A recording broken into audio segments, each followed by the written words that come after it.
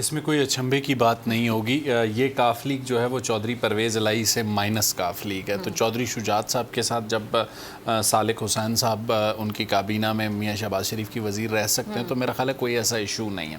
لیکن جو گفتگو پیپلز پارٹی اس وقت کر رہی ہے اگر ہم اس کو ایویلیوٹ کرنے کی کوشش کریں تو پیپلز پارٹی کو پی ایم ایل این سے میرا خیال ہے یہ ہمیں واضح تھا جب 16 مہینے کی حکومت تھی اس وقت بھی جو صورتحال تھی پیپلز پارٹی نے آگے چل کے یہی سٹانس لینا تھا جو انہوں نے اب لیا ہے.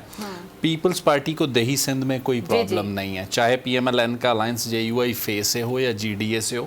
دیہی سندھ میں پیپلز پارٹی اپنے نمبرز پر مکمل کنٹرول رکھتی ہے. لیکن جب اگر ہم بات کرتے ہیں شہری سندھ کی, حیدرآباد یا کراچی کی, تو وہاں پہ اس وقت ایک کراچی میں ویکیوم ہے. کراچی کی جو 14 سیٹیں ہیں جو ایم کیو ایم بیسکلی پہلے جیتتی رہی ہے وہ سیٹیں پچھلی بار پی ٹی آئی کو ملی ہیں. پی ٹی آئی اس بار آئیڈیل سچویشن میں نہیں ہے.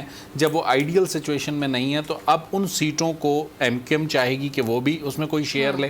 پی ایم ایل این ایک سمبولک شیئر چاہتی ہے سندھ میں, تو اس لیے ان کی ایفرٹس ہیں. اور پیپلز پارٹی لازمی سی بات ہے چاہے گی کہ یہ جو 14 سیٹیں کراچی کی ہیں اس میں اگر پہلے انہیں 4 ملنے کا آسرا تھا تو وہ کوشش کریں گے 8 لیں, کیونکہ جو پنجاب میں ان کی ایکسپیکٹیشنز تھیں وہ پوری نہیں ہو رہی. تو 8 سیٹیں وہ لے لیں گے؟ نہیں لے رہے ہیں, نہیں لے رہے ہیں, دیٹ از another debate. وہ کیونکہ ان کے خلاف ایک اتحاد بن رہا ہے اور سندھ ان کا گڑھ سمجھا جاتا ہے, تو سندھ بھی ان کو ہاتھ سے نکلتا ہوا دکھائی دے رہا ہے نا. دیکھیں نہیں, ایک چیز یاد رکھیے گا, کراچی کی 14 سیٹوں کی بنیاد پہ یا کراچی کی صوبائی اسمبلی کے بنیاد پہ پیپلز پارٹی کے ہاتھ سے سندھ نہیں نکل سکتا, یہ ذہن میں رکھیے گا.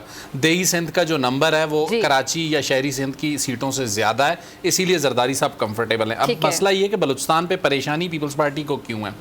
ایک سب سے پہلی بات, بلوچستان پاکستان کی اکانومی کا بیل آؤٹ پیکج ہے, نمبر 1. نمبر 2, آپ کو یہ یاد رکھنا ہوگا, اگر میں لفظ اگر استعمال کر رہا ہوں چاہے کسی کو اچھا لگے یا برا لگے, اگر 8 فروری کو انتخابات ہو جاتے ہیں اس کے بعد مارچ میں آپ کے سینٹ کے انتخابات ہونے اور اسی دوران آپ کے پریزیڈنشل الیکشن ہونے, تو بلوچستان ایک ایسا صوبہ ہے جہاں پہ ایک ایم پی اے کا ایک ووٹ کاؤنٹ ہوتا ہے. سندھ اور پنجاب اور کے پی میں ایسا نہیں.